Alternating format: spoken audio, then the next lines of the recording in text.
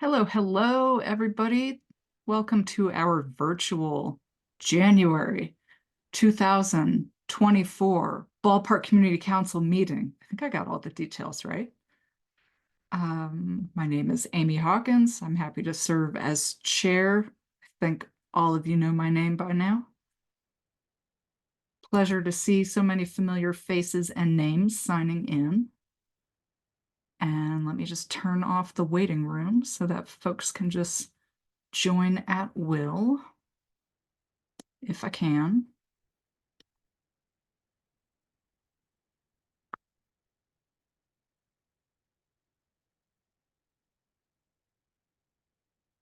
Okay, I think we are good to go.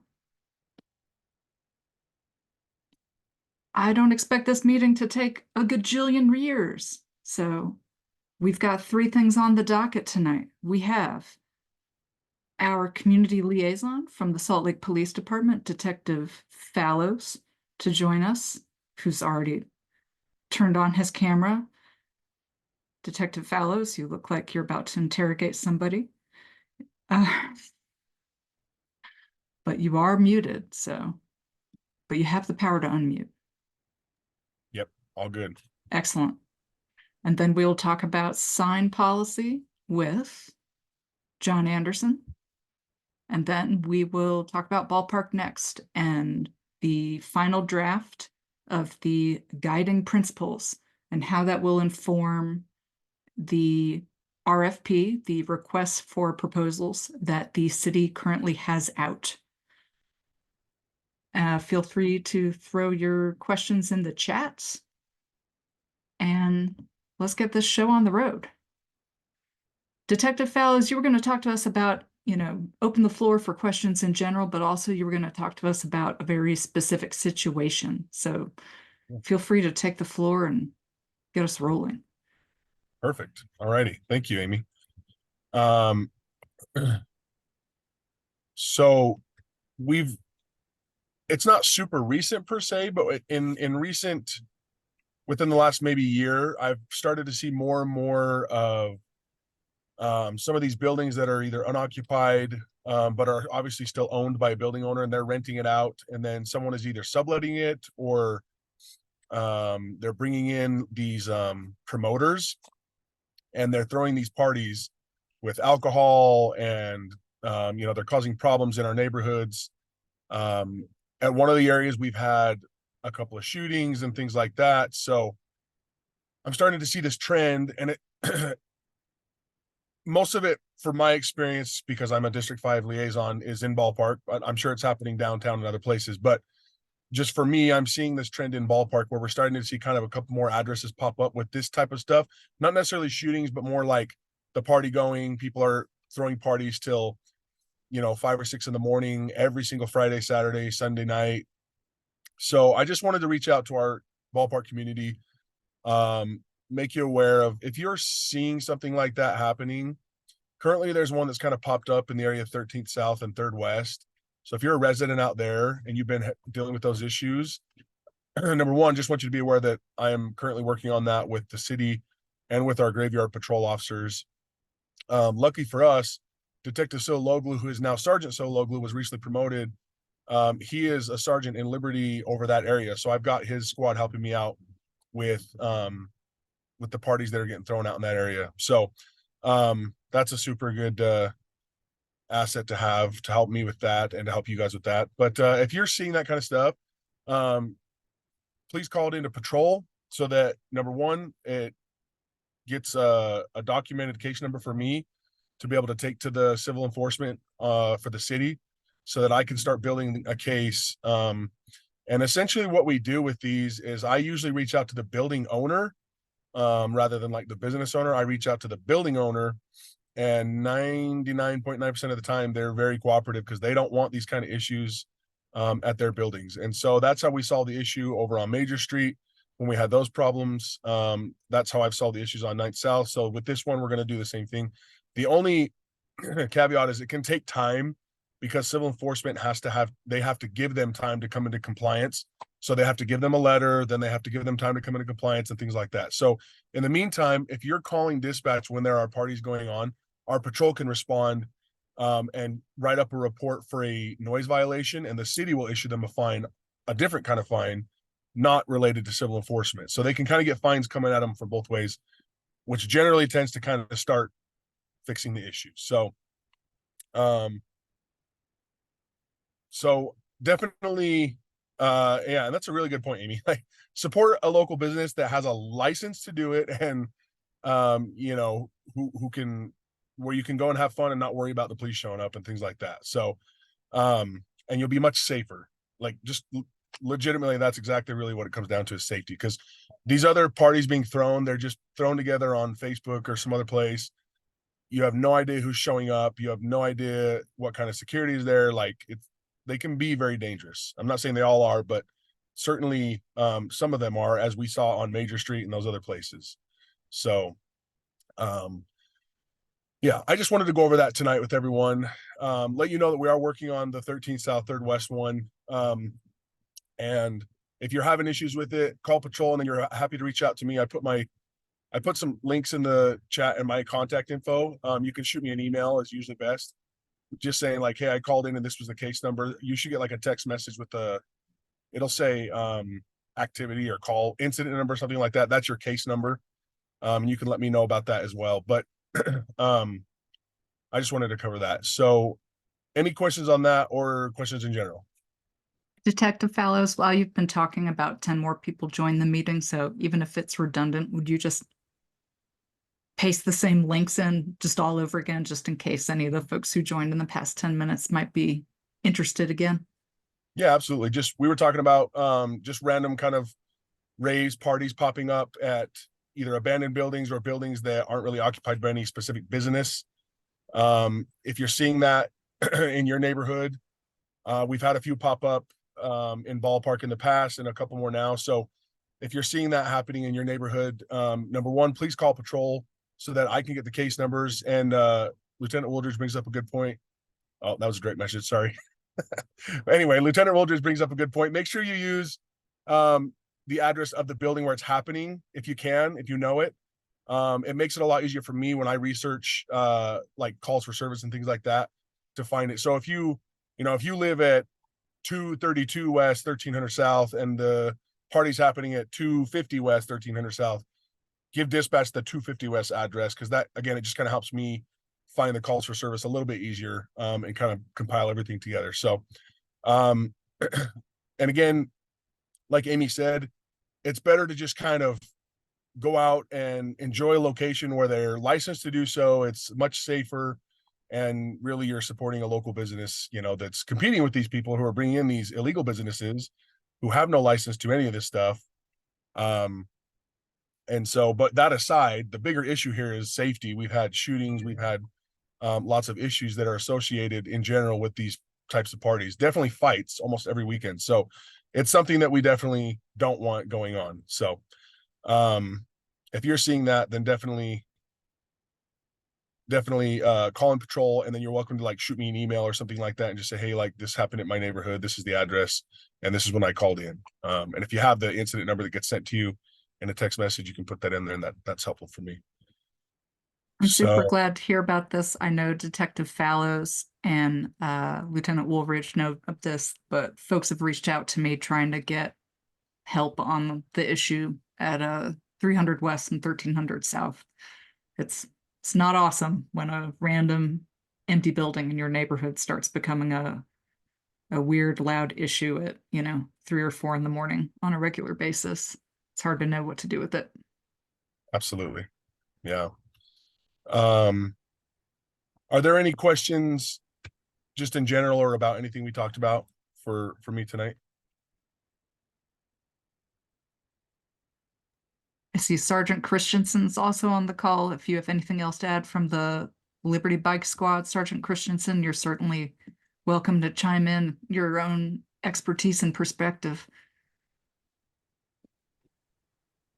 No, Sam's doing a great job. If just like to kind of partner what he said is, we don't know the problem areas until it's reported. So it definitely helps us out the most to get all this reported, get it in the system, And then that way, you know, Sam can send me the intel about where the problem area is, and then I can then take my bike squad and hit those areas pretty hard, in hopes that it eliminates the problem as much as possible. So, but yeah, Sam did a great job explaining that. And anybody have any questions for me or Sam about the bike squad, or anybody maybe new to the call? It's a rare opportunity to speak to Sergeant Christensen directly.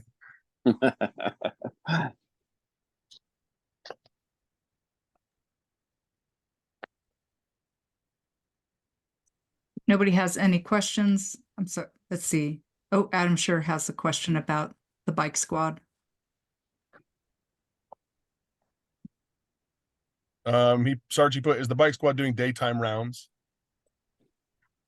Yeah, so my bike squad is daytime only. So our hours is 7 to 5. So we're out there every single day, well, Monday through Thursday, 7 to 5. So but we're not necessarily on bikes all the time. You'll see us on bikes when the weather's good. When it's snowing outside, you won't be seeing us on bikes. We're going to be in our cars. But it's essentially the same. We're hitting the alleyways, we're hitting State Street, Main Street, West Temple, Third West. The ballpark is mainly our area, even though technically our area goes from essentially Fifth West on the way up to the far east side, Sugar House Park, all those kind of things. But mainly our key area, because of the drug use and prostitution and drug distribution, is mainly State Street, Main Street, West Temple. You know, those areas we hit pretty hard every day during our time frame. Okay, thank you. Because I just want to make sure, because during the daytime, and when I was not home, of course, I had a porch pirate come walk right up to the house and obviously saw a delivery go out. And I'm not sure if she's a neighborhood resident or whatnot, but pretty sure this wasn't her first attempt at taking stuff off somebody's porch. So it's just nice to have police presence. I had somebody walk up to my door today while I was working. I don't know what they wanted. Obviously didn't answer it, but because we have so much foot traffic, and because of all the drug use, and because of the homelessness, and because of the lady last week was having, I don't know, anxiety attack or something, threw all of her clothing goods on our sidewalk and then just meandered off. So West Temple seems to be a hotbed for all these folks, and just kind of hang out outside the 7-Eleven and then come by and walk by the house and create a problem for us. So it's just nice to know we have a bit of a presence out there on West Temple. You know what I mean? Okay, and you don't have to give me the exact address of where you're at, but where are you talking on West Temple? Just the vicinity of? Just north of 7-Eleven, before the first side street. Okay, we'll definitely keep an eye on that area. Big wooden any fence. photos or any photos of this female that you said took the stuff off your porch? Yeah, and I sent it with the case number that I put in with the department. So Okay. I even talked to the 7-Eleven folks, and they said she came by and bought something. So she's obviously living in the area. So it's kind of annoying and it's kind of unnecessary. But again, I think it's just about having police presence around, just to like keep people discouraged from feeling like it's just so easy to do this all the time. Will you send Detective Fallows that case number, and then he can forward it to me? And then that way, my folks, I mean, they know most everybody by name in that area. We might be able to take a look at that and just see if we can identify that female based on that. Okay, thanks. Thanks, Adam. My contact is at the top of the chat there.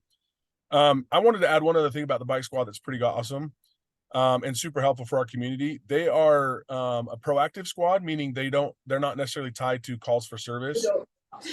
They do help out from time to time, obviously with calls for service, but they are a proactive squad. And so they're able to, if I have an issue, like if we have a problem area, like if Amy or a community member comes to me and says, hey, we're having this problem in this area, I can go to Sergeant Christensen, and his squad's not tied down by calls for service where it's like, well, we'll get to it if we can't. They can get to things a lot quicker because they're a proactive squad. And so that's super helpful for the community. and for for me as your community liaison and stuff like that. And then just on Adam's issue with the porch pirate, it's a good reminder for us. It is real hard, obviously, to catch them because it's just such a quick thing. But if you're seeing other signs that are pretty obvious, like for instance, and we've had this happen many times, if you see a UPS or any kind of a delivery truck driving down a street and there's a car slowly following behind it, that's they're obviously following the truck, right? And maybe someone's getting out 3 or 4 houses away from the truck and literally just following this truck.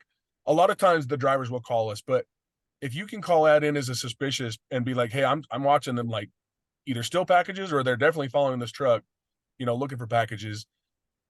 If we have an officer available, they can start getting in the area already, and hopefully maybe we've caught people, porch pirates, in the act with that, with that suspicious person type call that comes in beforehand. So that will be super helpful if you're seeing those kinds of things. It kind of goes back to the same thing we talked about with like catalytic converters. Like if you're seeing someone walking down the road at 2 a.m. with a Sawzall and a jack, looking at cars, it's pretty obvious they're going to go steal a catalytic converter, so call those things in. Those are super helpful for us, before the fact. And we can, sometimes we can get there in time to be able to deal, with as it's happening. So appreciate that information, Adam. And I'll follow up with Sergeant Christensen when you get me that case number.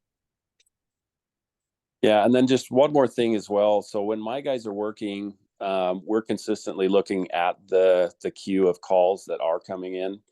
And if we can see something going down like in that area, like right now, people doing drugs behind, the Sonic or next to Lockhart's or something like that, then we actually will jump those calls and immediately just run over there. So we can actually take those calls from patrol, and then it relieves them, so they're not having to stack those calls for later.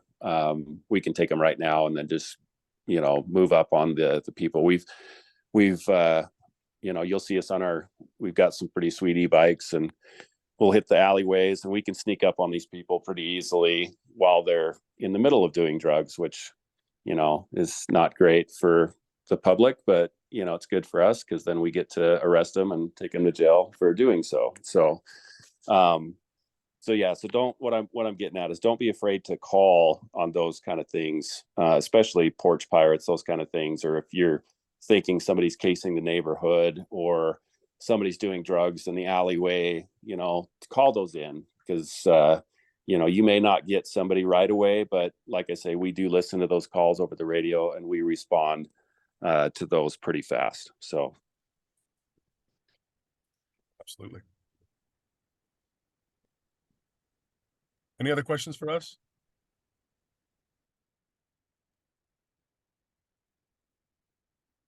Thank you, Erica. We appreciate the support.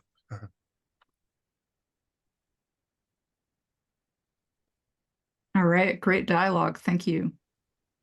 It's important to note what our squad is doing, especially with our police substation as being currently part of the ballpark.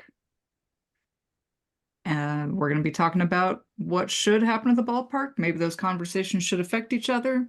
I'll leave that up to the community a little bit to think about.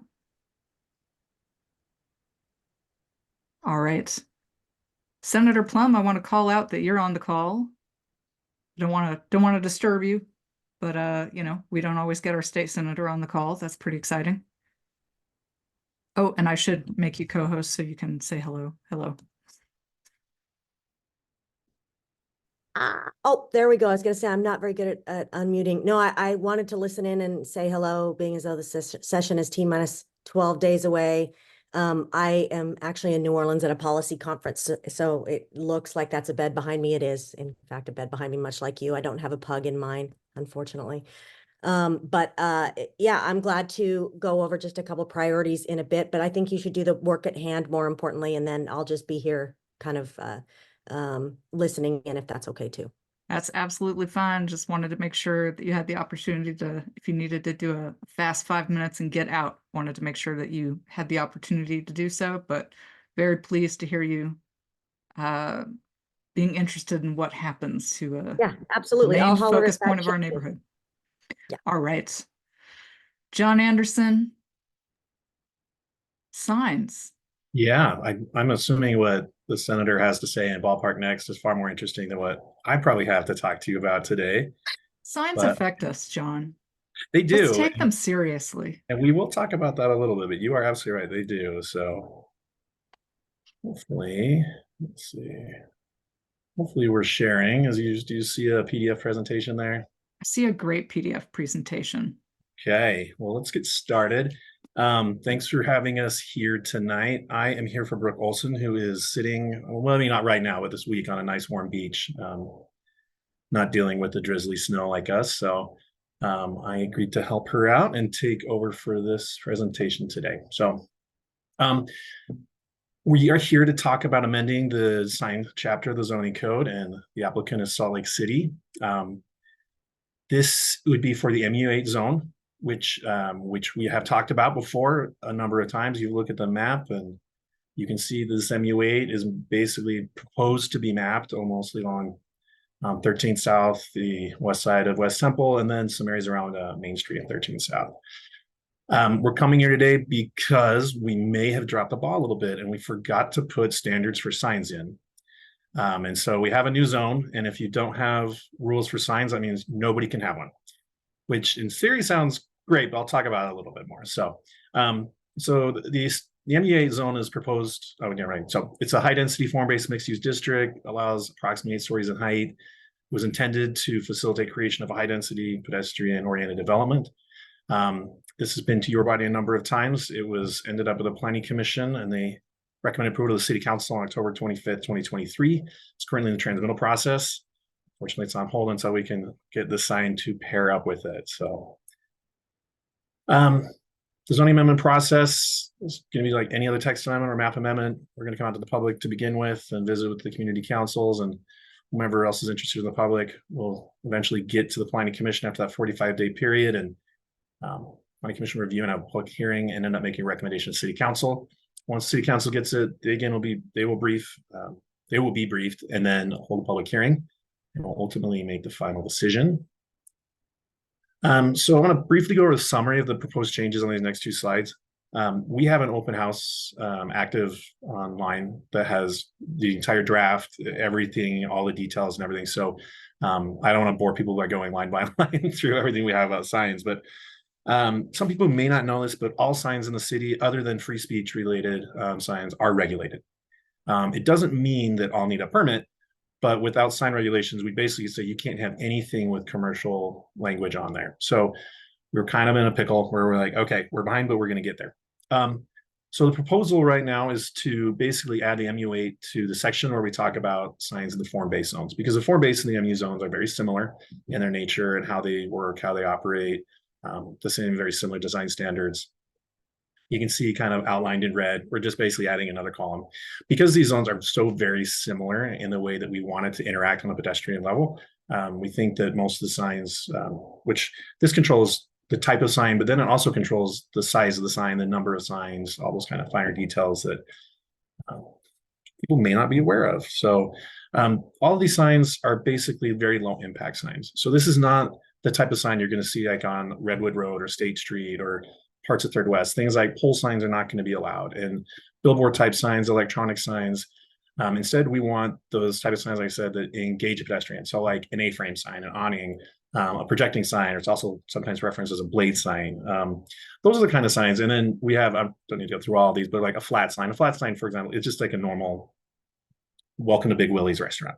That's a flat sign, right? It's just flat against the wall. So I won't waste too much time going through all of these, but these are the types of signs that we're expecting. And so again, we want to be very low impact, but we do want businesses to be able to advertise themselves. We do want these businesses, especially our local neighborhood businesses, to be successful. And it may work for a few speakeasies out there, but in general, people want to have at least a limited amount of ability to advertise their location. So one thing that I wanted to talk about before I wrap this up, and this is something that Amy brought up, and I thought was interesting. So we have an ordinance right now that allows for the retention of vintage signs. And so the purpose of it is to promote the retention, restoration, reuse, and reinstatement of non-conforming signs that represent important elements of Salt Lake City's heritage and enhance the character of the corridor, neighborhood, or the community at large. So this was something, this has probably been 5 or 6 years ago once it was implemented. It was actually really pushed very hard by the Sugar House Community Council.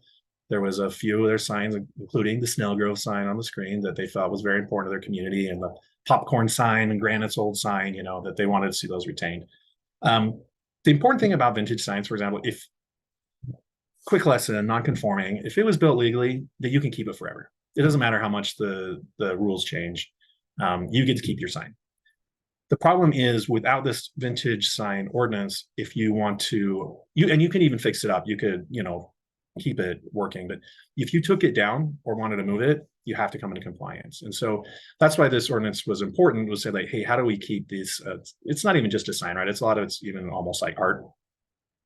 And so with the vintage site ordinance, the administration can allow for it to be moved elsewhere, and whether that's on the site or even moved somewhere else in the city, as long as it's on the list of acceptable zones that can accept vintage signs.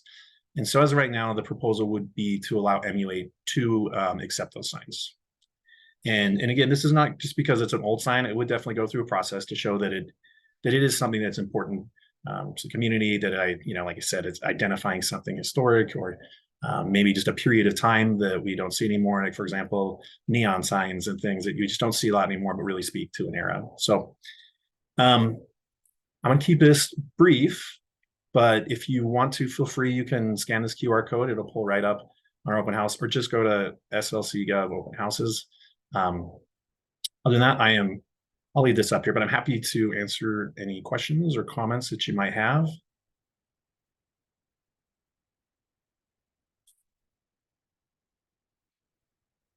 And I don't think I can see the chat with this going. So if you see something, please let me know. Hey, it's Jen. Can I just ask, as someone who, this is newer information to me, so are existing billboards in other whatever spaces, are they going away? So if it doesn't meet this historic kind of definition, then do they go away, or what's that kind of landscape looking like? Or did I just step legitimately in a big old hornet's nest? No, I mean, it is a can of worms. And I think, being in the state legislature, you get to hear this every year. Billboards and it's not just a Utah problem. This is a national issue with billboards. Briefly, Salt Lake City, this is probably about 20 years ago, we were allowed to cap the number of billboards we have in the city. So we can say no more. But unfortunately, billboard companies have there's a lot of state law that allows them that protects them and protects their industries. And so in this case, if they wanted to move their billboard, they can in certain rules. There's just a lot more rules that we could get into it. But this is not intended to help the billboard companies at all. This is to help these historic signs that we just want to make able to do that. And then with the MU8 signs in that new zone, we really are going out of our way to limit the size of them, because we don't want these big signs to dwarf buildings and neighborhoods and things like that. Gotcha. Okay, so it doesn't necessarily eliminate, but it just provides some, I guess, crucial protections to these cool old signs that are up. And then we just continue to see how things unfold as that whole policy conundrum continues. Yeah, and then also any future sign in the MU8 zone. So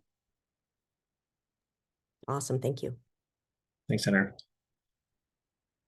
see a hand up. Right, did hand up. Oh, go ahead. Yeah, this is John Margits. I'm a business owner along 300 West in the Ballpark neighborhood there, and I'm just curious on this sign ordinance that is being proposed. And I wrote this in a little comment thing, but is there any provision that's going to be allowed for, say, if a bar or somebody wants to do some rotation or some motion on their sign, or for LED graphics or a fancy neon sign and stuff like that? So things that are stable, like neon, absolutely, that's allowed. Flashing, it's the sign ordinance. It gets into all that kind of things. So if you have a stable picture, we don't consider that the same as like a motion sign, which we don't allow those. So there's like a twirl time, there's a spin time. You can only change so many times before you become that, because we don't want to create distractions, obviously, for drivers, especially. I think not so much Right. for pedestrians, but so those are in place, but those are in place for all signs. So for example, if there's a flat sign to say, yes, you can have electronics on it, but you can't have this big flashy twisting crazy sign that's going to be distraction. Now you see them all the time. So just, a lot of the, especially the really older ones, which we wouldn't allow today, but were in place at a time when we didn't have regulations. The other thing is something I've noticed with some of these sign ordinances is that when a business tries to advertise itself and put their signage up, sometimes the signs are the limitations that are created in these ordinances cause the signs to be so small that a person driving by or seeking to find that business has a difficulty finding it because because the sign ordinances are so small. Do you anticipate that will be the case here, or because it sounds like you're really trying to work hard to make signs smaller and not allow them to be, what I would consider a normal size for businesses? I think for what we want to do is try to find a happy medium, where I mean, part of this is we want business to be successful. Like I mentioned, we really do. We hear a lot of complaints that, they put in a commercial space in the bottom of the building and they can't survive. And so we know the advertising is part of that. So we want to allow for people to do that. But we also want to strike an aesthetic balance that it's not just covered with signage. Yeah. And which is a hard thing to do. But if you, I would just recommend, if you want to click on this open house, it'll give you an opportunity. You can mention this to Brooke too and say, hey, I mean, because I'm not running the project, but I think that's a really great comment. And it'll actually have the numbers on there. And if you, like, for example, think of a few spaces, if you know what the length of that building is, you should be able to determine exactly how much signage you could have on there. And that might give you an idea. And if we're missing the mark, tell us and let us know what you think. Okay. And you say you're having an open house coming up here then? So it's just it's a virtual open house. And so this slide that's up right now, if you get a QR code, it'll pull that up. So got it. Okay. All right. And if I have future questions, can I reach out to you or Brooke or who's you can? Yeah, Brooke is probably the best one. But you could always copy me on there as well. So I'm happy to, because it's just, hey, I talked to John. And so you just say, like, I'll remember the conversation. So, and I'm trying to take notes while I'm chatting. So. Okay. Awesome. Thank you, John. Yeah, absolutely. And just, John, because I'm sure you're aware that they are doing that Third West study now as well. So it may not be the exact same zone, but those comments, because Third West is very different, I think, than like West Temple or Main Street. And so I think that's why we're a little more focused on low impact, whereas we have someone in Third West where there's going to have to be a more healthy, the balance is going to have to be different just because of the street typology, the businesses that are there, future development. So do stay active in that project as well. Okay. Thank you.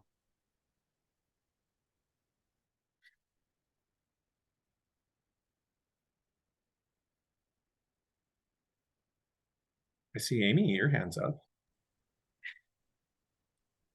Thanks, John. Yeah, I know. I was looking at the zoning charts in the ordinance, and I saw that.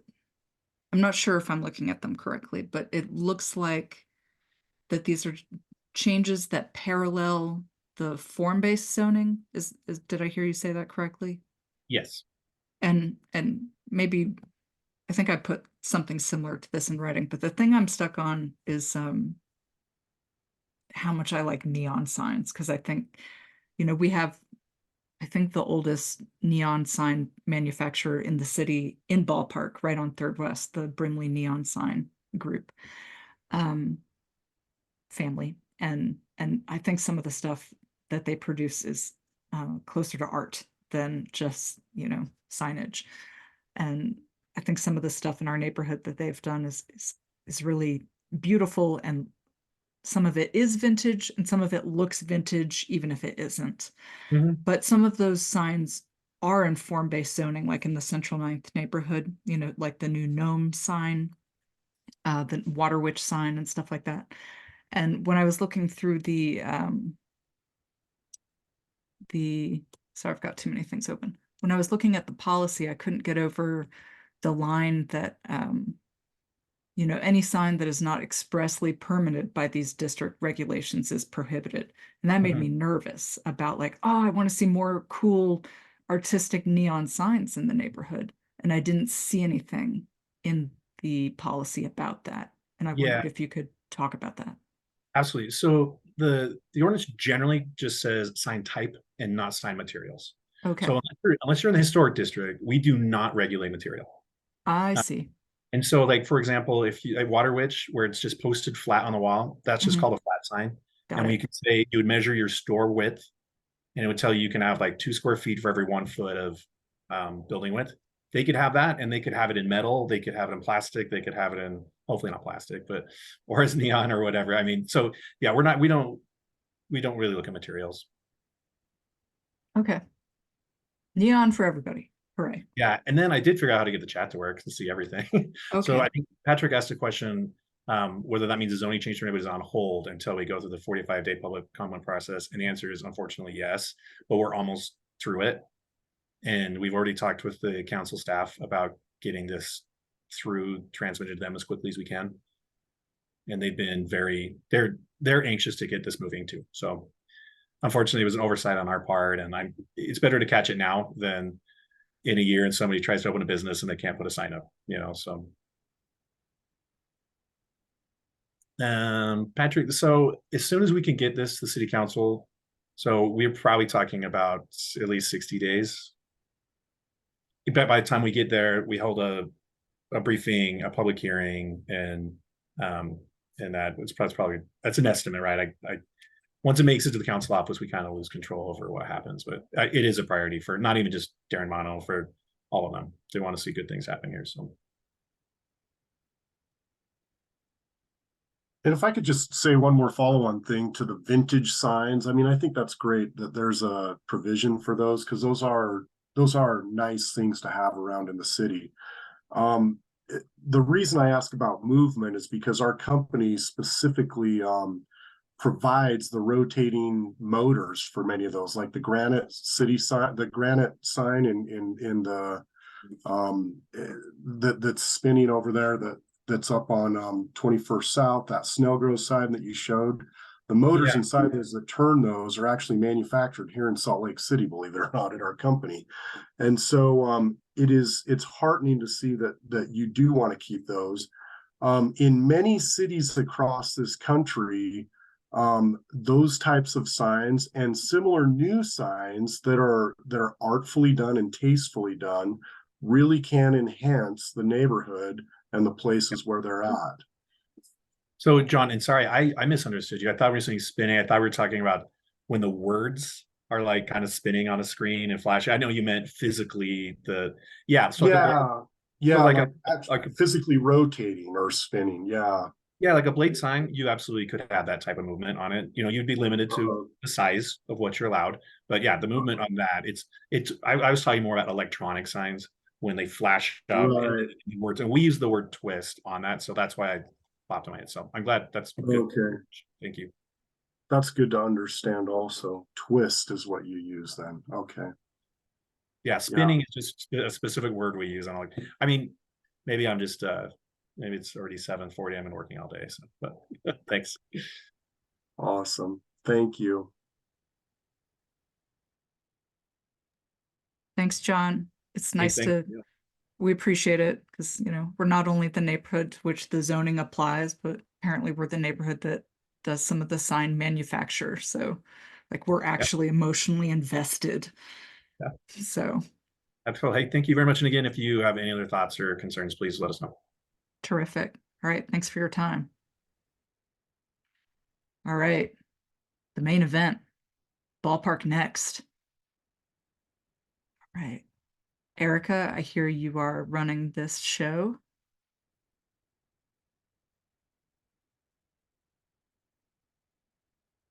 Here we go. Thanks, Amy. Hi, everyone. My name is Erica Shimleski with GSBS Consulting. Here with me is Christine Richmond with GSBS Consulting and Corinne Piazza with Salt Lake City RDA, which is the redevelopment agency. And we have been working on the Ballpark Next community visioning process since August. And we will just be giving a little update on what we've been doing. So the Ballpark community visioning process is part of a larger process to help decide what changes are going to be made to the 13.5 acres of the Smith's Ballpark site and the north parking lot. So community visioning process is a part of it. It's not the whole thing, but we have been gathering existing conditions and working with a lot of stakeholders to kind of culminate in what we're going to talk about today, which is the Ballpark Next guiding principles. And we will get into what those are. So as I mentioned, our process really focuses on these 13.5 acres. We would love to do more and spread out a little bit more, but we really can't control that. And so we're focusing on what we can control, which is these 13.5 acres, which once again includes the ballpark itself and the north parking lot. So as I mentioned, we kicked off in August with the, actually in a meeting, the Ballpark Community Council meeting in August. We also went to the Kensington Street Festival and did a tabling event. We had 2 surveys, one in September, one in November, which we had online at www.engageballpark.org. And we also had in key locations throughout the neighborhood. We also had 2 community events. One was at the Urban Indian Center and one was at the ballpark itself. So a lot of people came out and, were able to talk with us and share their thoughts for the neighborhood. Just getting into our website a little bit, we had over 1,000 visits to the website with 144 website comments from 221 unique stakeholders, which means that around 77 people, didn't make a comment themselves, but were liking or disliking someone else's comment. We also had 208 survey responses. And so, this community visioning process, as we mentioned before, is just one part of the puzzle. As we can see our little gear here, there's this neighborhood priority section, which the guiding principles kind of comes out of. But we're also looking at different plans in the community. We're talking to different stakeholders. We're talking to different owners of different parcels, so we can really understand holistically what can happen, what opportunities we have, and what constraints are there. And Corinne, I'm gonna give it to you for this part. Corinne, would you raise your hand so I can help find you? Sometimes it rearranges the order spontaneously. It's much easier to find people who raise their hand. Oh, you got me. I'm unmuted. Oh, thank you. Sorry. Okay, thank you so much. Yeah, so I'll dive into what next steps are and how the guiding principles plug into what's coming next for the ballpark. So one of the main considerations for our next steps is the many stakeholders and the opportunities that we have here. And we want to incorporate them all and most importantly, get them right. And a lot of you have seen this visual before, these basically a big moving gear on the left here. And what this is really just representing is some of the main pieces that we're trying to coordinate so that this is successful for everyone. So you can see the top left there is neighborhood priorities, and that's the ballpark guiding principles. That's what you're working on now, and we'll be finishing up in the next, really couple of weeks. To the right there is the agency and city priorities. These are your elected leaders, your council representatives and the priorities that the city has set for projects. And next to that is the ballpark station area plan. A lot of you participated in that. Also, John Anderson was a big part of that and is getting some of that zoning through now. And so there's a lot of goals in there that we want to incorporate so that this project really connects with that vision. We also have area stakeholder opportunities. These are other property owners, different ways we could connect this opportunity to other things happening in the neighborhood. We also have parcel considerations. This is all the technical stuff. So, what can actually be built there? If there's a high water table, is that limiting underground parking or things like that, that really have to factor into the reality of engineering and architecture and those types of things. And then finally, we have the legacy fund opportunity. And again, a lot of you have heard about this, or heard me talk about it quite a bit, but this is a $100 million impact investment opportunity where the Larry H. Miller Group and the Gail Miller Foundation are working with partners to raise that capital. And their goal really is to focus on the social determinants of health. And these are essentially the things that people need to thrive in their everyday life. So access to good healthcare, access to good education, access to housing, those types of things. So that's another stakeholder at the table that's going to be trying to contribute in a way that helps support the neighborhood. So with our next step, we'll be working with the design consultant team. And really the purpose of that team is to strategically weave all of these moving pieces, and with the neighborhood priorities at the top of that list. We also really, a simple way to explain it is we're taking all the ideas that everyone has had and we're getting them into actual design concepts, which is really exciting. And you can see essentially there's this big pink circle that just shows that this design consultant will come in and help navigate all of these different pieces so that it's successful. Can we go to the next slide, Erica? Yes. Thank you. So on the left is another helpful visual, and it's basically, I always call them Candyland boards because it shows us where we've come from, where we are, and where we're going. And essentially everyone remembers the design competition. That was our first step. This was very pie in the sky, no rules, no engineering considerations, just what, if you can dream it, what would be here? Then we kind of distilled those down and made that the foundation for our community visioning process, which is what everyone's participating in now, to then produce those guiding principles. Erica will touch on those next and what they're looking like in our final draft that we have that we've worked with everyone on. But essentially those are going to help influence the development. And it's the community saying, these are the priorities for us of what should be here and what it should be like. Now with the two pink pieces, this is where we're headed next. So you can see we have our little "We Are Here" sticker. Our design team consultant RFP has been posted. This is essentially, RFP is a request for proposals. We're asking professionals in the field, actually a lot of different types of fields, engineering, architecture, community engagement, et cetera, to propose a process that'll get us everything that we've just been talking about essentially. So the outcome of that is an urban design framework. And we're really excited about this because instead of taking the guiding principles and then working with the developer team to just essentially say, this is what we think this should look like, this is an extra step in the middle where we get to co-create with all those stakeholders in the community. So there's community checkpoints, and we're essentially starting with the guiding principles.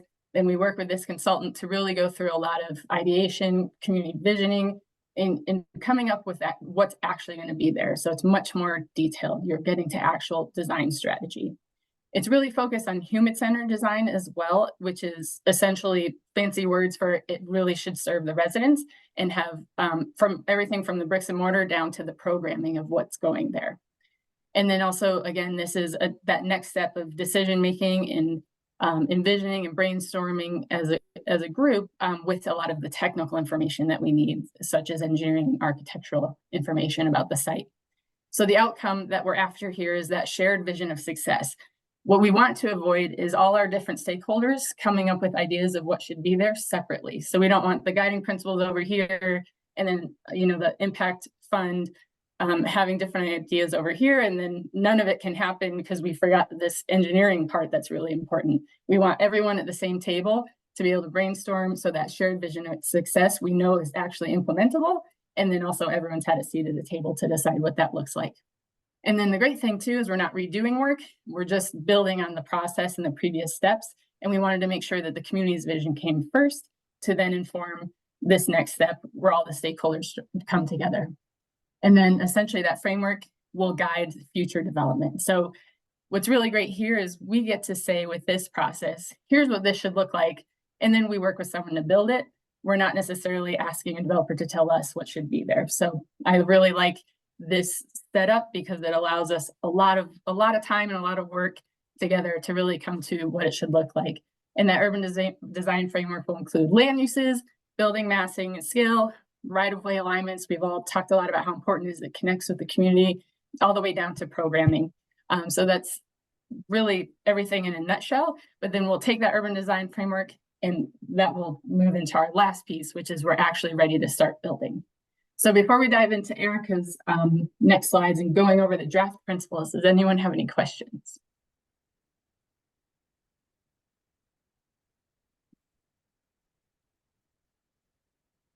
And if no one does, we're always available. And we also, ballparknext.com, we always keep our next steps updated there. So you'll see these visuals there and some additional information, and can essentially continue to follow along of where we are in the process. And then once we have the consultant team and get started with that, there'll be updates there as well. And we'll, of course, be working with the Ballpark Community Council on that as that next step. All right. If there's no questions, you can dive into the draft guiding principles, Erica. All right. So we say guiding principles. What are guiding principles? Here's just a quick snapshot of our website, www.engageballpark.org.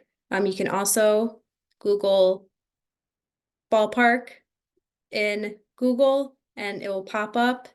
And when you click on this button, it will take you to our draft guiding principles. So this is an example of actually one of our guiding principles. And it has 3 kind of parts to it.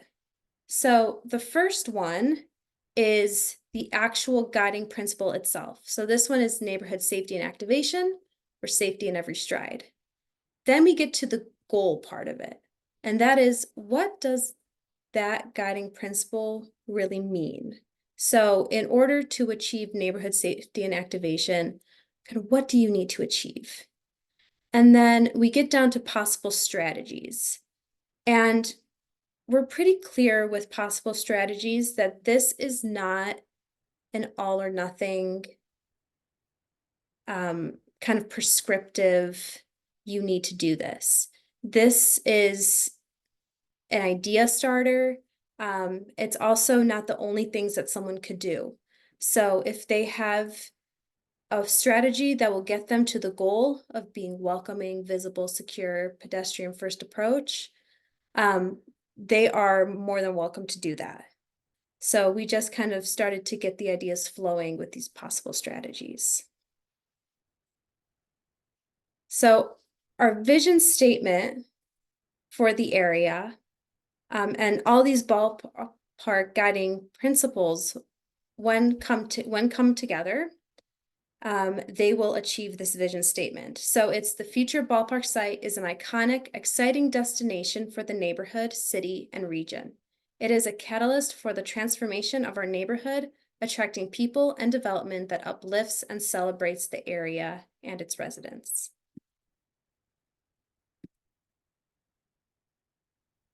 And so we already went through this one, but I will go through it quickly again. So our first guiding principle is neighborhood safety and activation, or safety in every stride.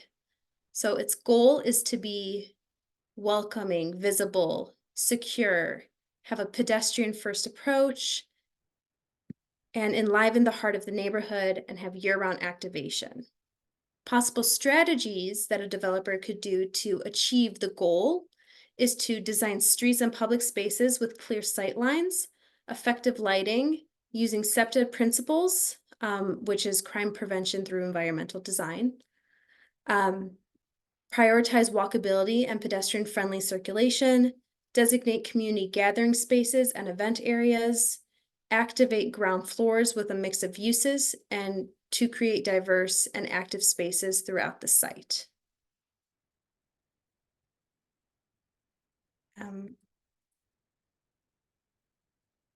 Our second guiding principle, there we go, is to be interwoven or connectivity. So our goal is to create a connected, established, have interaction and discovery. And so possible strategies include to incorporate material and textures of the adjacent residential neighborhood to provide clarity of entry and sense of arrival and procession, Design massing and wayfinding that supports movement throughout the space. Periphery is connected to neighborhood sidewalks, bikeways, roads, and transit, and to emphasize connections between the two parcels across 1300 South. So this one's really looking at not only being able to create a sense of space, but also to kind of bring in the neighborhood as well. Then we have natural geography, or Be Green. And the goal of this one is to have unique and historic natural features. Possible strategies for this one can be to incorporate design around green spaces and mature trees, to incorporate and really keep those natural views to the Wasatch Mountains, to acknowledge natural history of the area, and explore options to incorporate or reinstate natural elements. Then we have wellness, or a culture of health. And the goal here is to promote a culture of proactive physical health and well-being. So we want to attract health-focused retailer dining, incorporate areas for physical activity and social cohesion in public spaces or parks, incorporate areas for programming of physical activities, incorporate design that ensures accessibility for all abilities, and integrate green space that helps to alleviate the urban heat island. We also have community-centered, or a space for every face. The goal here is to support daily needs of residents, foster community interaction and involvement. These strategies include incorporating uses that serve the community and foster community collaboration and participation, encourage a mix of local businesses and nonprofit organization, and provide spaces for local cultural expression. And we have our final guiding principle, which is to acknowledge the past or honor the neighborhood's history, which is a goal of future visitors understand the history of the site and the neighborhood. And possible strategies include explore adaptive reuse of primary structure or preservation of distinct design elements, incorporate the history of the ball field and neighborhood on the site. And what the goal is that this is not a mix and match type of thing. You can't take the guiding principles that you want. You need to have all the guiding principles because they all work together to create that vision of an iconic place. We are happy to take comments on here and go back through them. We also, once again, have the website at www.engageballpark.org, where you can click on this button right here to look at the guiding principles, and you can leave a comment yourself.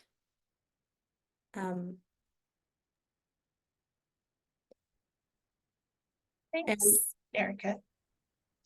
Sorry, I was just going to say we have a couple of questions in the chat. Yes, I was just about to go there. Okay. So I think the first one is probably for Corinne, from John Allison, asking about the chance of breaking ground on whatever is decided shortly after the end of this year's baseball season. Yeah, so we have asked the teams that are responding to the design consultant RFP to include their proposed timeline for the next steps that we're asking for.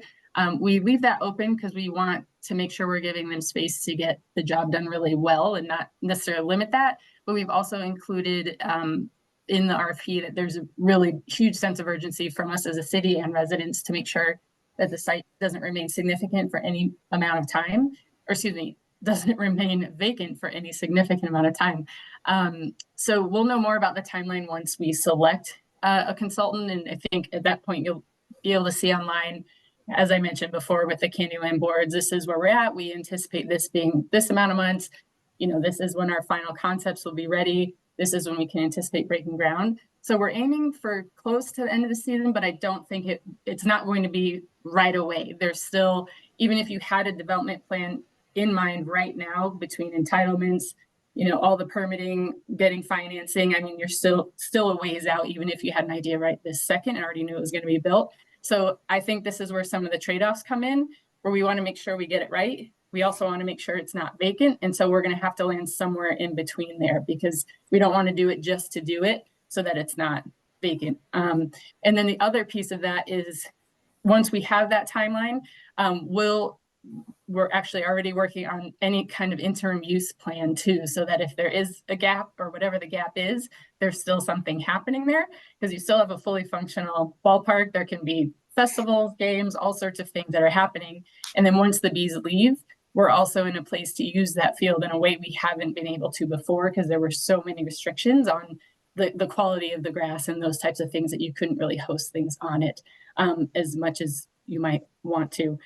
So I think the answer is we're going to figure that out with our new consultant. The time that it might be vacant, we'll have an interim uses plan.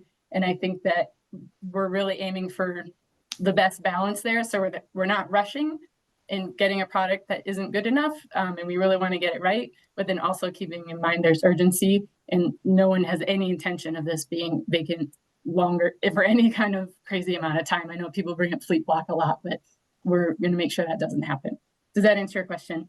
Yeah, thank you, Corinne. I appreciate it. You're welcome.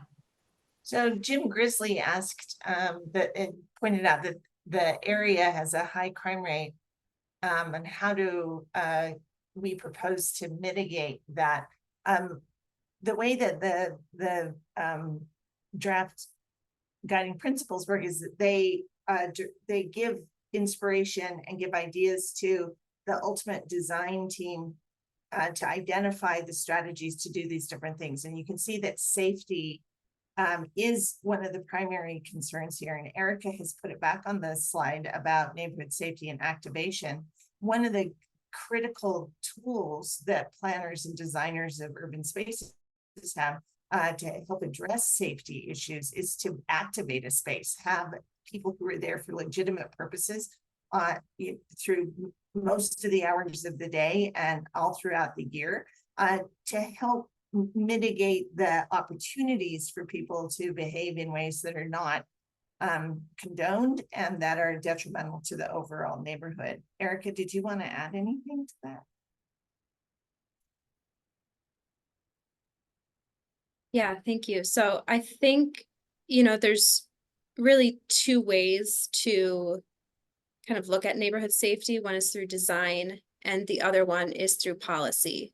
And so for our guiding principles, we are focusing a lot on the design of it because as Corinne showed in her slide, we have all those different stakeholders, and the policy really comes in at that point. And so what we can control is the design portion of it and how we can really create a space that has pedestrian scaled lighting and really focus on that design portion and have the policy come in as a partnership a little later on.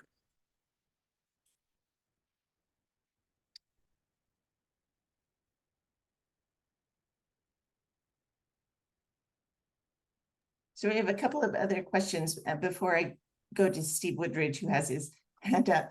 That one of them is a question about the interim use plan. Sure, I can jump. Hi, Erica. Good to see you again. So that is just beginning. Essentially, now that we're wrapping up the guiding principles, we're diving into what comes next. So we just posted our design consultant team RFP and are starting to look at what could take place, especially once we get more of a honed in on what that timeline will be from the selected consultant. So there isn't a specific plan yet. That's something we'll be diving into and figuring out what can be possible, especially with, you know, considerations for the field, and we'll probably be working with our civic engagement team on that as well.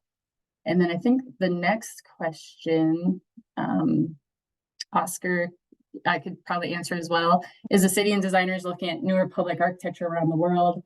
And he lists some examples. Seems like we lack quality of design with new architecture in Salt Lake City. So yes, our RFP is nationwide, and we're excited about that and anticipate, you know, some applicants with local roots and national roots.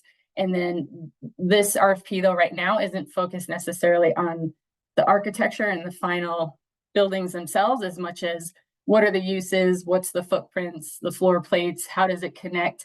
And then, you know, the next step will be how they're actually designed. So I think it's a great point, and I think we're all thinking big and and we've seen that from day one with the design competition, also the community's feedback for the principals.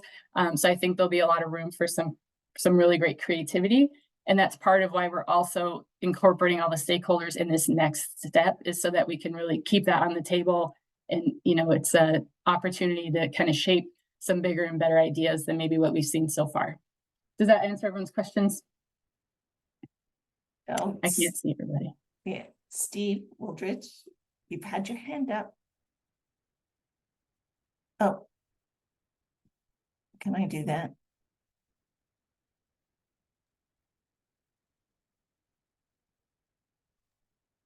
Okay, can you all hear me? There we go. Yes. Okay, so I had Sergeant Christensen's job as the Liberty Bike Squad supervisor, the sergeant, when it was first reinstituted several years ago. And then unfortunately I got promoted, so I had to pass it on. It was a great job.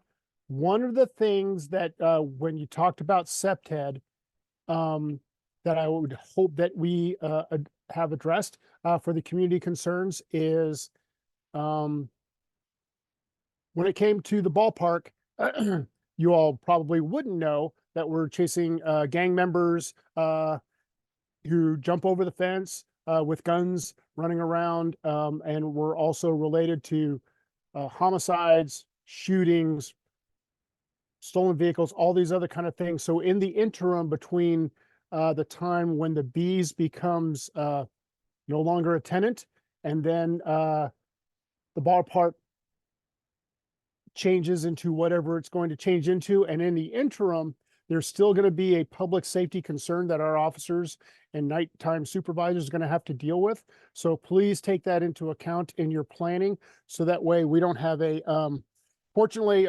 another long holding business in the area has shut down and hasn't caused and has reduced problems. But what we don't want would be the ballpark to become a problem in the interim while you all are changing it out to whatever it's going to become. Thank you, Steve. That is a wonderful point. And we're working with our fellow departments, and we'll make sure, absolutely. One of the big questions is, of course, for that site on the ballpark itself, where is that going? Is it staying? And it's absolutely, you're spot on, and making sure there's a plan in the interim and for what comes there in the future is really key. Thank you. Yep, you bet.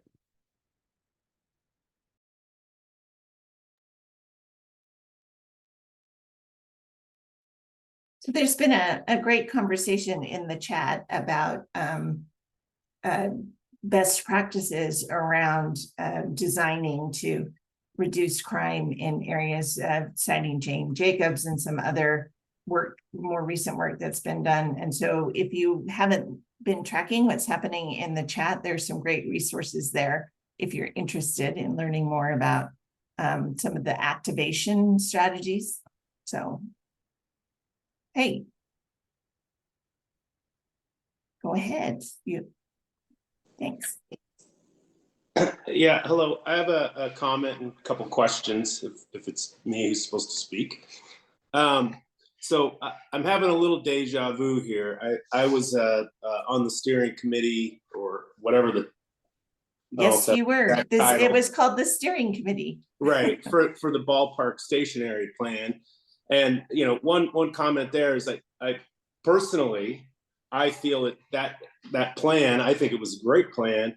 I feel like it's been a bit disregarded by the planning division, the commission, the city council, and again, this is just my belief in kind of supporting what the community wanted. I think they've kind of deviated, and they went kind of supported what the developers wanted. But so that's what I want to comment. But my question is, and it's a couple questions, and I'll just ask them together. What can be done to ensure that this whatever plan and guidance is generally accepted and followed by those who are making the decisions and implementing this or green lighting the project? And then maybe even more importantly, I think there's a desire to keep this space public. And I certainly feel that, and my conversations with neighbors, they like the space public. And I'm wondering, is there anything in the plan? I briefly browsed it before the meeting. I'm a bit busy during this meeting, so I don't exactly recall anything, but is there anything that's talking about keeping the space public? And if there isn't, what can we do to kind of really emphasize that, the idea of keeping it public versus selling it off? I can jump in, and I think Christine will probably have some follow-up things as well. Thanks for participating in the Station Area Plan Steering Committee. I know there's a lot of meetings and a lot of good work. I think you'll see as you dive into a little bit more, public space, and especially green space has been, as you said, a very big theme coming from everyone. And so that is incorporated in there. I think with 13.5 acres, the entire thing wouldn't be public necessarily, as far as just maybe a park, largely because there's also really strong hopes from the community that it's something that has a lot of different things like activated uses. So we're going to balance that essentially. But yeah, keeping public space or creating public space that's even more public than it is now, because you still need a ticket to get into the ballpark. Where really the vision, I think, that's captured in these principles is that the public space will actually be even more so and more accessible without a ticket. And then your question about what can be done to see that these are implemented, that's really actually, if Erica, you could go to that little Christmas upside down Christmas tree slide of mine. You're spot on. That's exactly why we have these steps that we're doing. So we want to take the guiding principles. We don't want those to live on a shelf somewhere. Those are going to be the foundation for the very next step, which is essentially saying, okay, design consultant, you have to make sure that these things are incorporated. And then we continue to work together with all the stakeholders to get to that vision of success that everyone shares, and incorporating all the details that you truly need to know what you can build. And then we'll actually be able to arrive on that. So you'll see each step, how everything moves along, and that it can actually be implemented and how it will be implemented. So the city's commissioned this, right? Or the council, I'm not exactly sure. Maybe I wasn't paying attention. But again, like we do all this work, right, as a community, and then the decision makers say, well, actually, thanks for the work, we're doing this way. I mean, shouldn't they be at the table now? The decision makers should be at the table now and saying, hey, being frank, you said, okay, well, we're not going to keep 13 acres all public. It's not going to be all park. Okay, well then what is? So that decision. Someone has told you, or someone, like you have that's a sense. Actually coming from community members that they'd like it to be activated with retail, commercial, things like that. And not just only being a blank slate of parks. So I think, but 100 or 1,000 square feet in a 400 unit complex is not activation. I mean, that's what's being sold in these developments, right? And so I think maybe we're not that far yet. We're not deciding. Right, I know, but what I'm saying is we make the plan today, but it gets what can we do to bring those people who are making the decisions to the table now, and let's get their honest input now, right? What do they want to do? Because in the end, we can do all this work, much like I feel like with ballpark area plan, and then it just gets, frankly, it gets disregarded. It's just like, well, that's great, I appreciate that, but we're going to do all these overlays, we're doing this, we're changing this, we're rezoning. Like that's not that's if that's the plan, let's bring that in early. I guess that's all I'm saying is like, what can we do? Three things real fast. Erica, can you go to my other slide with all the stakeholders? So that's exactly what this is. You have your decision makers, your agency and city priorities, you have your neighborhood priorities, you have your impact investment fund, etc. So these are all at the table for the next step. And then with the ballpark station area plan, I think that's being implemented now, including the zoning. And so I think that is moving ahead. I mean, I'm sure we could argue all day about if it was good enough or different things, but I think there is a track record that the work that's going in is starting to get implemented. And then finally, I would invite anyone from the Community Advisory Committee who participated in the guiding principles to maybe chime in as well on what the vision is for all the work that we've done and what you see there as far as what the vision is overall, because we also have that vision statement that the community crafted. And I think that'll touch on what you're worried about. They want it to be iconic. They want it to have activation. They want it to have these different things, not just a 5/2 apartment. So I think everything that you're concerned about, you can see reflected here because the residents that have contributed ideas to this and the advisory committee we worked with have really dove into a lot of those ideas. So I would invite them to chime in as well. And then I think, Christine, it looked like you had something you wanted to say. I wanted to add to that and just say what the RDA is contemplating as the next step in this process is designed and intended to get at exactly what you're talking about, which is that implementation step sometimes that it doesn't quite do or play out the way that the plan, people participating in creating the plan exactly envisioned it. So this next step, which is also a community-based step and will build on these guiding principles and vision, it does involve community members and we'll think in more detail about how we go from this guidance to actually seeing something on the ground. So I encourage you to spend a little time with the information. We're still getting comments on the website.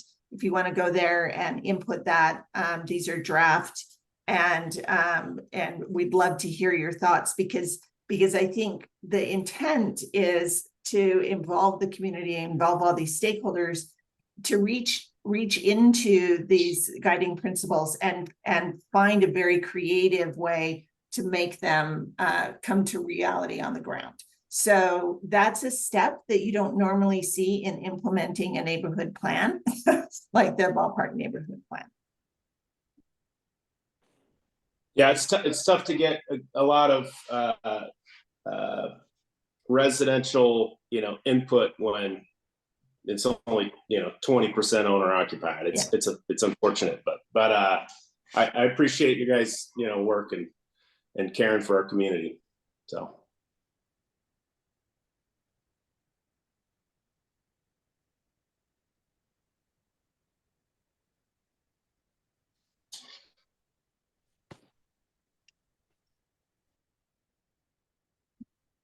All right. If there's no more questions, Erica, are you done with the slideshow, or did you have any more?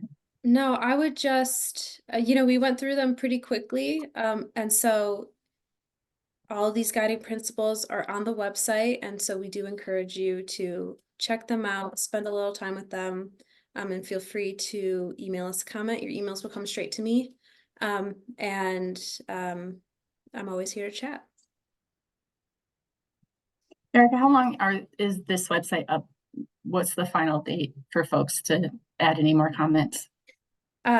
This will be up through next week. Great. Yeah, so that will be the 12th. Awesome.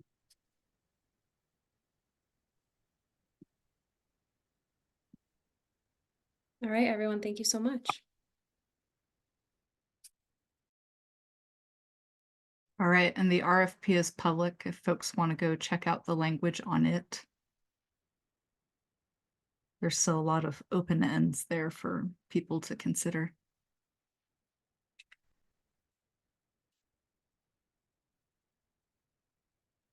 Senator Plum, you can't be worn out by spending all day at a policy conference. I was just actually struggling to get my plugged in, and I realized I was still on video as I was climbing under the desk. So hopefully I gave you all at least a little bit of a chuckle at that happening. It's okay. My pug behind me is being extremely unselfconscious in whatever the hell he's doing. Yeah, exactly. The scratching of the ears and all the other things. There you go.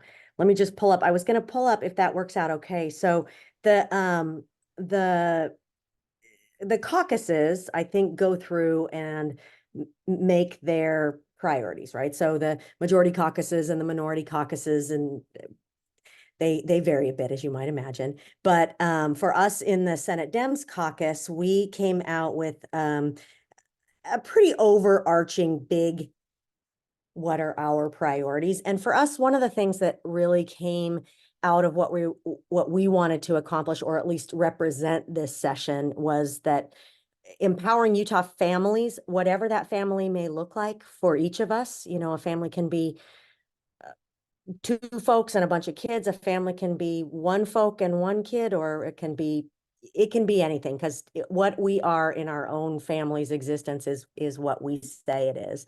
But we really want to empower Utah families to exist and thrive while we safeguard fundamental freedoms. I think that one of the things for our caucus that has been a really common thread is that the term freedom has felt a little bit co-opted, and we really feel strongly that freedom is something that all of us should have access to, as well as be something we're very proud of living in this country that we do. So in this heart of this agenda is that we really feel like elevating quality of life as best we can in as many ways as we can. And sometimes that's just going to be incrementally is going to be important. We want, though, this state and our community to be a place where all people have the freedom to learn accurate history, to exercise critical thinking, to make informed choices, to receive quality healthcare, and to live and thrive in their communities in ways that feel safe and good to them. We want to focus on health. So health is a big thing for us. That means physical and mental health. That means behavioral and reproductive care as well. We want us to look at responsible growth as our populations expand. We want to make sure that we have vital infrastructures, that we're looking at our air quality, and we're looking at our resources to include water. Keeping environmental protections part of nearly every conversation, and environmental considerations is something our caucus feels very, very strongly about. Upholding democracy and protecting voting rights, ensuring freedoms of speech for all, even those that we don't agree with. Sometimes it's hard, right? But even those ones that we don't agree with, we all have that fundamental freedom. Justice reform and evidence-based solutions aimed at enhancing in realistic ways public safety, reducing recidivism, promoting rehabilitation, but while also protecting communities and victims is something that we want to keep on our radars.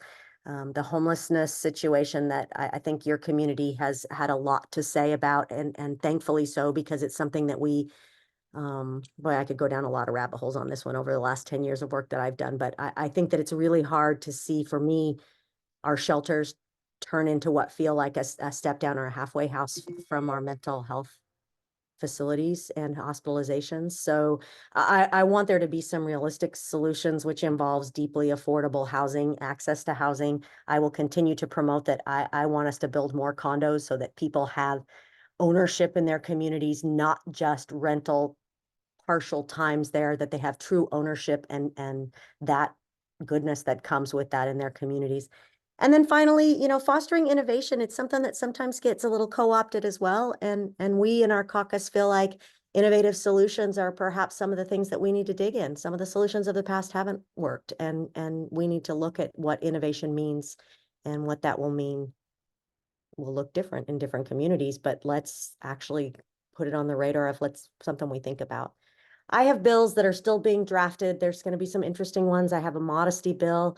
You know, my background, if for those of us that haven't crossed paths, I'm a pediatrician and work in emergency department, primary children's, and I am a big believer in protecting our kids, and that means protecting all of our kids. And I hear a lot of conversations about bathrooms and locker rooms, and I get that that's a very very talked about topic, but for me, I see locker rooms as something that breeds eating disorders and depression and bullying and what I call grooming, because anytime an adult tells kids to go get undressed, there's a weird power dynamic set up there, especially in a state where we don't do a great job with comprehensive sex education or consent discussions. So I'm having a bill put together that looks at no child being required to take off their clothes in front of anyone else, including other children, including other coaches. We'll see how far I can get with something like that. But, you know, a Senate Dem running a modesty bill is not something anybody saw coming. There are some other bills that are in the works, and they'll be up soon on the website. Rather than do a half-assed, am I allowed to say half-assed at 8:25 at night? I hope so. A job at explaining them. I think that as they come up, I would love to take questions and talk to folks as they come up. I will be continuing on our opioid settlement funds utilization. It's 18 years of funding to be, you know, close to $300 million. And I really want our state to use it wisely and well, and not lose it like we did with tobacco funds. So anyway, this was a really insightful meeting for me to be a part of and listen to. Thank you for being willing to dialogue and bring so many interesting voices in. It's my brain feels fuller and wiser. So thank you for that, all of you, and for hanging around till the end of the meeting.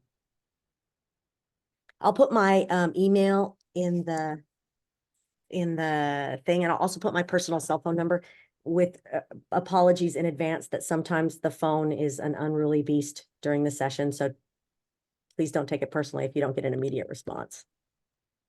Do you happen to know who your intern will be yet, Senator Plum? I do. I actually just got an information. It's a guy named Peyton, who's a little bit older than some of the interns, a University of Utah student, 25 years old. And I haven't met them yet. I meet them next week, but I have learned who they are. And Peyton will be the absolute one for people to get to know. As for any other legislator, find out who the interns are, and they'll get you in front of folks. So thank you for mentioning that, Amy. That's crucial to know. I've interacted with Hill more than I should. Yay! Yay, interns. They're the workforce. They really are. They really are. Thank you for pushing to reduce barriers for ownership of other smaller kinds of housing. That will help our middle class. It really will. And our neighborhoods. I really do Yeah. believe that it'll help our neighborhoods. If people are invested in them, it's different than just renting in them. I really believe that. Yep. And people should be able to do stuff other than rent or buy a single family home. At least in Salt Lake City. I don't know about out in other places.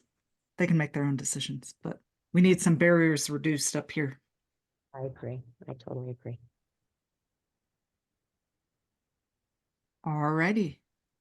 That is all I know to talk about that is on the agenda that I have. I did see Josh on the call earlier, Josh Rabolo, but I don't know if I see him anymore. I'm scanning with my eyes. I believe he has left the virtual building. So, John Margetts, you want to make a motion after all your good technical sign questions? Absolutely. I move to adjourn our meeting. Oh, well, that's lovely. Janice, you're online, I think. Maybe. Let's see. Oh, we got some nice thanks. Exciting. Thank you all for your time this evening. And thank you, Kevin. Thanks for seconding that. Thank you all for your time this evening. Thanks for joining us online. Yes, thank you, Mark Lockhart. Happy New Year to everybody. If you have a resolution, good luck keeping it. Make it small, make it achievable, make it actionable, or don't have one and just feel okay. Thank you all for your time. Have a good one.